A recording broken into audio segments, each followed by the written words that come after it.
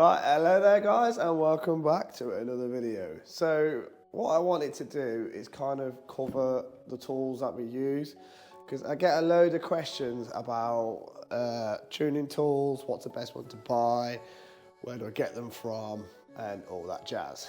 A nice Porsche.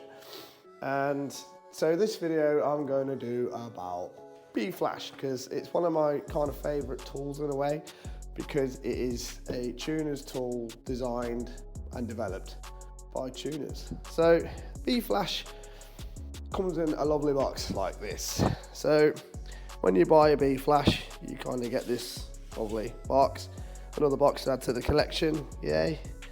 And inside the box, you get everything you kind of need to get going. So you've got all your leads. This is a gearbox cable, comes in handy, it's like a generic one. Get your OBD cable, you get your splitter lead, which is quite useful. You get your power lead, which you need for things like boot, bench, things like that, with all sorts of different adapters for the plug. Obviously you get your bFlash, which is quite robust. I've had mine for quite a few years now, and it's still in one piece. This is a new one, so obviously not the one I've been using, but still looks the same. You get your little boot pack. They used to do like a little circuit board with that as well, which I've got another one, but not this one. And then you get your bench lead. Now the bench lead comes in super handy for doing obviously bench flashing. I'll go through all that and I'll show you that. I've got an ECU here. So basically with ECUs, anything via the OBD, you would just use your normal OBD plug it into the car, rewrite the car, do what you got to do. Then you've got bench, which what we call it, but I don't know why they're called the different things, but that's just what they're called, which is where you pin out off these pins. Now, it's not obviously available for all ECUs, but quite a large range of ECUs will have this option. So you can pin out based on I'll show you the pictures that you get from bFlash. I'll show you where to put the pins on the ECU. So with this wire, it will say like red, put there, so and so. You can use any of the colours that you think will fit. So if it tells you to put a red on a pin, and you just look for the best looking red that will fit on that pin. There's no like certain reds you've got to use, they're all the same, reds, yellows, blacks, whatever. Just follow the colours as it says. So that is bench. Boot is a bit more complex. So for boot, we'd have to open up the ECU like this, and it will tell you to put pins in certain places on the board, along with putting your pins on the ECU. So I always say, put your pins on the ECU first, and then put your pins on there. Otherwise it's quite complex to get that in there to kind of get it to work. So those are your simple methods. Obviously bFlash, right, well, all tools really kind of strive to be kind of get on the OBD, because it's the easiest way of flashing, but sometimes if it goes a bit P-tong, then we've got to revert to other methods to be able to get into the ECU. You've basically got OBD is your kind of basic protocol. If it dies in OBD and you can't get comms in OBD, then it's a case of boot or bench to be able to, normally boot, bench is pretty much an OBD protocol, whereas boot is more direct to the board. You put earth points and all sorts on the board itself, so you can kind of put the chip into the mode that you kind of need it to be in to be able to communicate with it. So that's kind of your get out of jail free, if it dies in OBD. So next thing I'm going to do, I'm going to get this all plugged into the laptop. I'm going to show you the software, I'm going to show you what it kind of does, and I'm going to show you why I kind of like it for doing cars like this. So obviously it's super handy, it's got all sorts of functions inside. I mean, it's not a tool you can just have by itself, and it is a tool I would say more for tuners than just for like someone who just wants to flash cars, because it's why it kind of gives you, if you're wanting something that kind of just flashes cars and works and has kind of like a big group of protocols and things like that, then I would watch some of the other videos I'm about to release too. So I'm going to do one a week covering the tools. I've also got to do some training videos and things like that as well. So try and keep up with the videos on YouTube to get you all sorted out. So next I'm going to plug that into the laptop, and then we'll look at the software. So this is the bFlash software, and it's not saying I'm plugged in. put that back in again.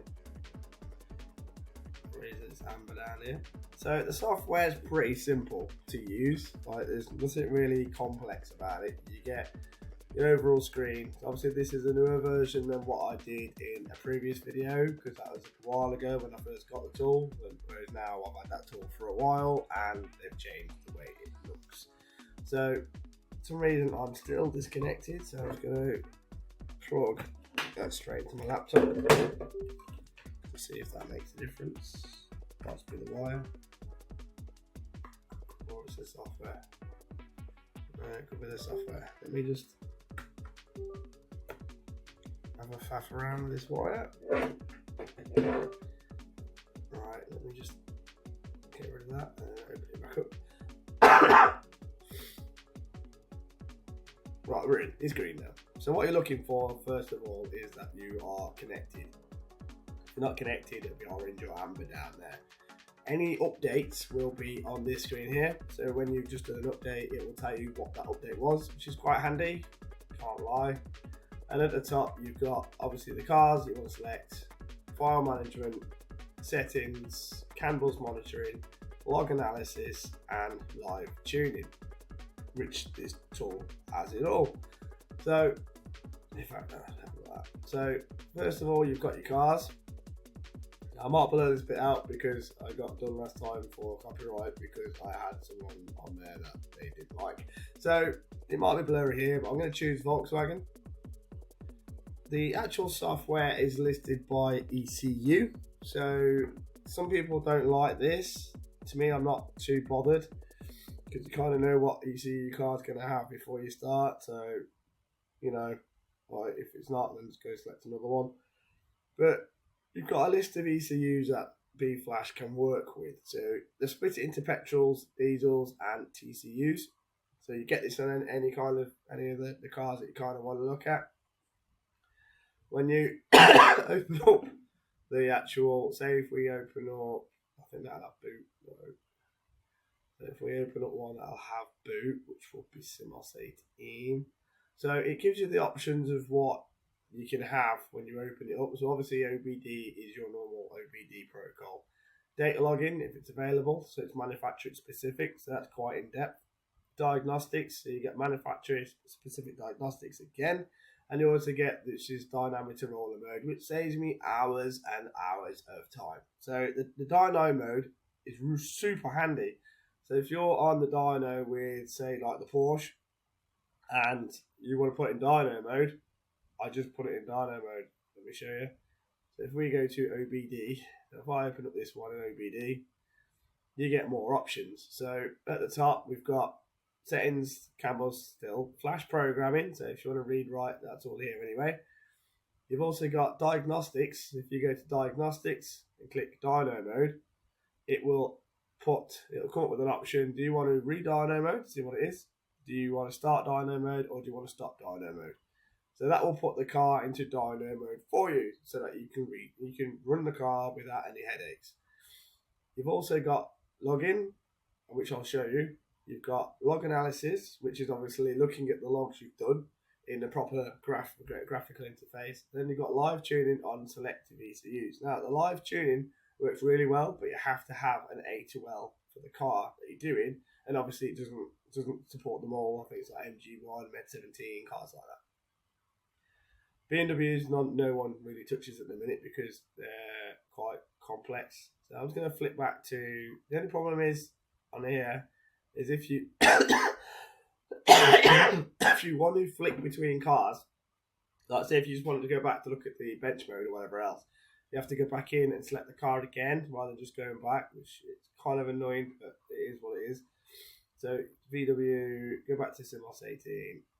And then we'll go to boot. So I'll show you what I mean by the boot. So the ECU that I showed you earlier was actually this one. This is a Simos 18. It doesn't have bench mode, so bench mode isn't available on this ECU, but boot is. So if we go to help up here, it opens up in another window, which will open up here. So it gives you all the information of what you've got to do to connect to the ECU. So you would put that cable, the rainbow cable that I showed you, you would connect that to these and plug it into the front of your bFlash. and then on here would be the pins. So if you're using sort of like a pin setup, like I've got here, if I can show you, not sure if it'll like that there. So that's kind of thing you would use. That's actually the magic one. The bFlash don't actually make their own one, but you can use them all. I've got, when I come to the magic tools, you'll see what they do. They do quite a lot of stuff when it comes to like hardware and things like that. So I'll probably go through that. I think I've got everything that they do. So that's the kind of the pins that you'd have to put them. So you pink to pink, you boot, your RST, you make a bridge here, blah blah blah blah blah, and then it'll tell you to down here you got the information. So it'll tell you what power supply to use. Obviously, use a bFlash power supply. Do what it says. Don't plug in the power until you're done, and all that kind of stuff. And also make sure that you read the password and all that kind of stuff. It does say use soldering, not tripods. I always use tripods. They probably tell me off for this, but it works for me. So obviously it is always better to use soldering if you can solder, because it's a better connection. And you know it's not going to slip off, because they are quite little, little pins. And if they slip off, you could be in a world of trouble. So that's kind of like the layout of what you kind of get with that. Next, you got your ID read-write is pretty much self-explanatory. So every time you do an ECU in a car, you always go to ID. Always ID the ECU first. Make sure it's the right one. Do a read. I've done other videos with bFlash with reading and writing, so I don't really need to go into that too much. And obviously, you've got your password as well to read and write the password, etc. They'll ask for that there. So it's quite an easy, simple to use tool, but it is very much a tuner's tool in the way that I can just take this tool to the car, just have this one tool to flash the ECU, log the ECU, put the car into dyno mode. Anything I need to do, bFlash covers it, and any car it kind of covers. It's normally quite fast at flashing too. I think these are still the fastest on Med 9, which is obviously an older ECU, but it's still the fastest at like 6 minutes, whereas some of the competitors up to like 13 minutes, some even longer. We'll go into those as we go through. So the login interface. So data logins are not connected, but again, I've done that in other videos.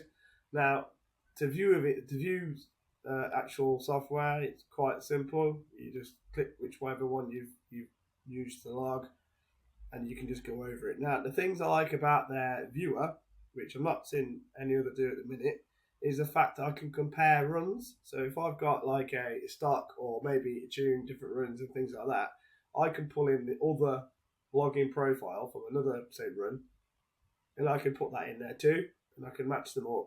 Do your little stuff with your scrollers down here, line them all up, and then you can look at the two like over each other, which is quite a powerful thing. It stops you having to keep going in and out of different softwares and things like that. You can just look at it where you are. Now, you can have dark mode, light mode. You can change the marker style. You can do all that kind of stuff. Group by unit. You can do all sorts of like stuff. It's a log viewer for making your tunes better, basically. So if you're not logging cars, you're not tuning cars. So you're just flashing on and going. But that's okay. Like it's whatever suits your way you work with whatever else. So that's kind of like the nitty gritty of the software. It's just what it covers. Now it's not great at diesels. I would say is probably the weakest part of bFlash. Is if you're doing like EDC 17, I think C46. We'll have a look just to make sure. Volkswagen. So if we go to like EDC 17, C46, it's still bench. But we don't really want to be taking those ECUs out because they are available on other tools. And the actual login on these kind of cars isn't that great either. You don't get many options. But it still works, it still works. You can still bench it, you can do what you like with it. Now, another thing they don't really tell you is if an ECU is clonable. So they won't tell you if you can obviously clone over ECUs and things like that. You kind of have to find that out yourself, which again other tools do, but it's not really a tool for a garage, I'd say. It's more of a tool for either someone who's developing something, someone who kind of works with VW, BMW, Mercedes. It's really strong at those. And it's just someone who's like, into that kind of part of the tuning scene. So if you're just like someone who's got a garage it just does removals and P codes and things like that. I probably wouldn't lean you towards a bFlash tool, but if you were someone who wanted to get into tuning and wanted to make your own tunes, understand tuning and all that kind of stuff, then I'll probably sway you towards bFlash, just because of that's kind of their market. So each of the different tools has got its strongs and positives and minuses and things like that. And the positive for bFlash is a tool for a tuner. I don't know a tuner that's got bFlash that doesn't like bFlash. It's pretty much the best way. The only time I've ever had bad feedback on bFlash is when they don't really tune. So it's one of those, like, it's a development tool. They're always quite quick with the new protocols and things like that as well. So it's always good. It's always a good tool to have, and they're cheap. I mean, you can buy the tool for like, I think it's just under $5,000 for a 4-master. And their subs, you get the yearly subs with this, and it's like €600 for a year, which is pennies for what you get, really. They're normally quite quick at the updates and things like that, and they cover a lot of ECUs really well. I would say their VR database is quite strong. There's only been a couple of times where I've actually switched to another tool to read the ECU, or I've had to boot it and send it to them to upload to their VR database. But apart from that, they're pretty strong at what they do. They're good. Their support, I would say, is unreal. Like, that's a really strong part of bFlash is their support. You email their support, you're going to get an email back within 10 minutes, something like that. And they're not like the kind of people that will say, like, change the USB lead or things like that. They go into depth and they help you actually sort the problem out quite quickly, because obviously they're only a small team.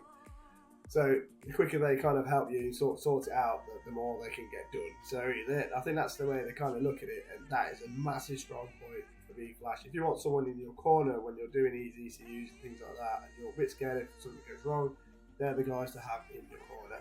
They are like, you can't make it up. Like, they're just unreal with the support. So I know a lot of people will be asking about the live tuning side, but I don't really use that myself. It's more of a gimmick to me, because the tool flashes so fast. Say like an RS3. If I'm doing development on a turbo on an RS3, my initial flash is like, say, 12 minutes, and then after that it's like 30 seconds. So the time it takes to do that, why would you need live tuning anyway? And you need to have an A2L to use the software on the live side. It's not really something they've done, but nothing they've really done loads of. So it's good. I would say there's probably more coming, but it is what it is. Like, I would probably just think of it as a flash tool with great support. It's well priced in the market. It covers everything you kind of need it to cover well. Apart from, like, if you're doing diesels and things like that, I probably wouldn't lean too much more towards a bFlash. But if you're working with petrol cars, you're tuning them, you're doing development, bFlash all the way. So next, I'll show you the login, the login points of bFlash and the positives and minuses using their software, changing things to have limits and things like that, which is always good when you're on a dyno. To have something flashing red in your face is a lot better than just looking at numbers on that thing and missing it. So I'll show you that now. And that will pretty much cover bFlash.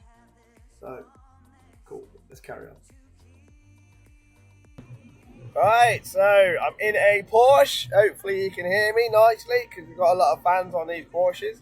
So, bFlash login. I just want to show you how to set up the logger and how to work with the logger. It should be all connected, yep. So, I'm on an SDI 9 Porsche, which this doesn't actually read or write to.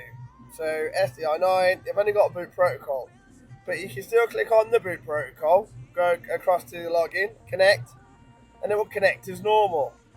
So open up the channels. So the logger's going to give you a lot of stuff already that it thinks are important, but you can go in, you can change them, you can go through, you can select different things that you want to add to. You can pretty much do everything you want to do. So anything you click is going to be put on there. So obviously throttle's on there, speed. Anything that's got dark blue next to it is already selected. So obviously with your rates and your loggers, the more you select, the less you're going to see of what you've selected So try not to have too many channels going, otherwise you'll end up crimping yourself. Just go press OK on that.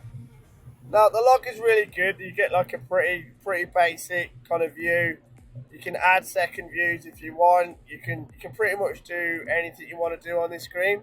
But a handy feature which I find, especially for the road, say if I wanted to set a limit on one of these, so I can go in there and I can set alarms on the display. So if I can say if I go any lower than say 0.75, show me a warning. And if I go any higher, then I'll set this up so it'll actually error on me. So if I go to 1, warning, it's gonna flag up. So if I OK that now, give it a rev. So it flags, so you know that if you're going over your boundaries, it'll show red straight away. You don't have to be sitting there watching everything that's going on, which I think is super handy. Now I am in a Porsche, so what I'm also going to show you, if it works, is dyno mode. So I was going to disconnect from the logger a minute. I'm going to go to Diagnostics. I'm going to select dyno mode, read dyno mode, send it on its way. Might take a few minutes. So dyno mode is disabled, and it's come back. So what I'm going to do now is I'm going to start dyno mode. Now a lot of you with Porsches will love this. So it's obviously now rear wheel drive, dyno activation. So now we've got full dyno mode, everything's come up on the screen.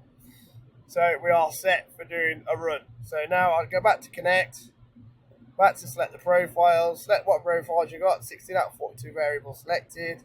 Okay, yep, okay, it's going to be a bit slow because we've got quite a few things open. And then you just start logger. That doesn't really matter as much. You can compress, you can put your details in, press OK. Once you've done all that, you can still go in and change what you like on here. Set up your warnings and all that kind of stuff, which I think is super handy. So obviously more for road tuning. If you've got your laptop sat to the side when something flags red, you kind of can see it. If you don't, it's going to carry on driving. So it's good. It's really good to have. So I'm just going to do a pull on this car. I've got to set the revs up first. Just going to get it in gear.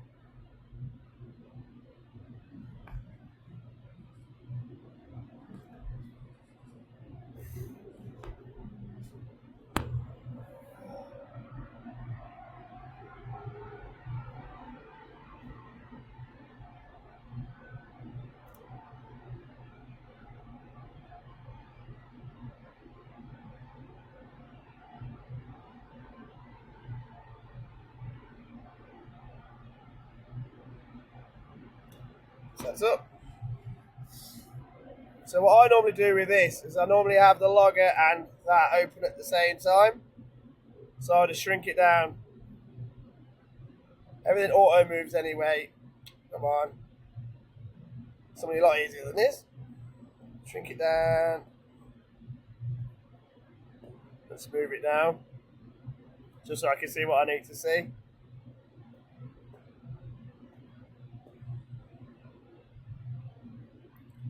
Okay, so let's do the pull.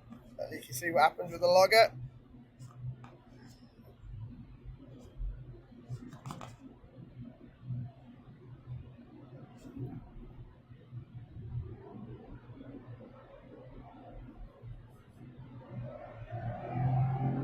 Here we go. This is a stock Porsche. Not really a lot going on these cars.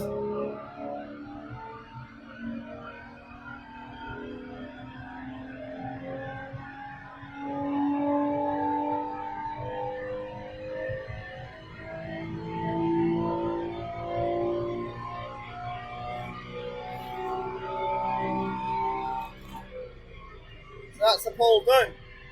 I always let it run on a little bit. Bit of a rev. Then you stop the logger.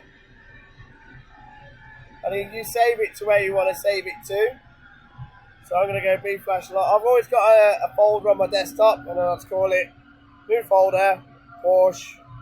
Oh, without the capitals. Porsche.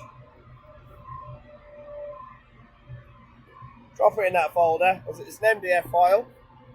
So, start run. Save. Now that's done. If you go to the viewer, it will open up for the last one that you was on. Oh, hang on. I'm on the version 4. So on that one, open. And away you go.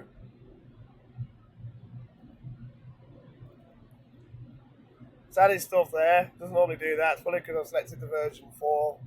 But you can see everything you need to do. Got lambda. Oh. Tick the box and it'll flag it up on here. If this wasn't in the way. No problem with the zoom thing. There you go. So now you can tick the box and you can see everything you need to see. If you're not getting these lines, if you right click, you can select all this here. So analyze, auto scale, group by unit. You can stack them. So if you want to put them on above each other so you can see better, you can have different ones in here if you want. Like there's all sorts of stuff you can do. I think it's just a case of just having a go and messing around with it. I like them to see on the same one. Other people might not like that, or everyone's got their own way of viewing things and looking at things. So if you wanted to do a compare, you can. So if I open up another log underneath, which is really super useful. So if you were doing some like boost setup or something like that, you can open up 2 at the same time and you can view 2 at the same time. So obviously everything else we have to kind of go in and look at that one, come back out, look at that one, go in, look, it gets a bit headache, but this one you can compare 2 at the same. So you've got everything you need to do to like tune these cars. You can also check fault codes. It's got a diagnostics side of it where we went earlier for the ESP. So you go in here, read the codes, and it'll tell you if you've got codes. So I've got an unknown error code for 502 or whatever that is. It's normally pretty good, to be fair, but on this one it's not great, but it doesn't do these OBD, so I can't really see it being that great anyway. But most of the cars that it covers OBD, it's really good for. So that's the logger. If anyone's got any more questions on the logger, I'll use it in lots of videos because I really like the system, how it works. So you'll see that. I'm going to just show you the reading and writing of cars on my M2, and then that should be that done for this one, and then I'll pick out another tool. So last but not least, it's the basic reading and writing to cars. So again, we're met by a simple screen at the front. You've got your voltage down below. I'm in a BMW M2. So BMW, and it's a MEV 17.2G. Now, if you don't know what ECU is, a lot of us have got portals and things like that where you can look and see what ECU is. So you've got OBD, bench, boot. So obviously we've been through this. OBD straight for the OBD port, bench is on the table, and boot is opening the ECU. So we're going to go straight for OBD. Now on here, always ID, because you're making sure you get the connection. So identification, and it's going to go run an ID. It's going to tell you what you're on. So all about your car, that's going to save your coding. So the next thing I'm going to do is read it. Now, when it reads, it's going to pull this file straight from the virtual database. So it's not going to actually physically read the car. It's just going to pull a stock file from the database. So here you've got bFlash container, or you can save it as bin. You can pretty much save it as what you like. Doesn't really matter. So we're going to call it save it as a BDC. So I know someone said on my YouTube before, how do you save as bin? Just click that little thing there. Call it a bin. So save. I'm just going to do this bit. Just move me out of the way so you can see. So downloading file. Check some success. That's it. You got your file. Easy. So your file's on your desktop or wherever you saved it. And that's that. So write is pretty much the same. So you've got write file. So I can write a file back to the car. You've got write coding. Now, when you write file, it's going to be looking for a BDC. If you haven't got a BDC, you've got a bin, just type it in here. Just call it whatever it is. Because I've actually got a load of files on this desktop. So if I write, I'll probably delete them all off. If I write anything else, or if I save that as a bin, if I go out of here now, change the name of this to a bin instead of a BDC. Yeah, that's now a bin file. So if I come back over to bFlash, I hit right, it's not going to be shown on the folder. But if I just start writing what it is, that, press open, and that will flash that back to the car. I don't want to do that right now because this car's tuned and I don't really want to mess around with it. But you just click stop in, or whatever tune you're on, and press open, and that'll just flash that back to the car. It's that easy. Like it's the same process no matter how you read the ECU. So if you're doing it on a bench, ID read. If you're doing it on boot, ID read. It's all the same. It's just different ways of connecting to the ECU. So I hope that helps you with bFlash and gives you a bit of an understanding about how the tool works and things like that. They do a master and a slave version. I'm obviously a master user. They do a slave version too for the people who want to just slave against their master and things like that. So it's a really good tool. I use it all the time, but it is more of a tuner's tool than a garage workshop kind of tool, I'd say. But we'll go into more tools as well. So we start to kind of build a list of tools and showing the cons and the good things about all of them. So thanks for watching. Like and subscribe. It really helps. And I'll see you in the next video.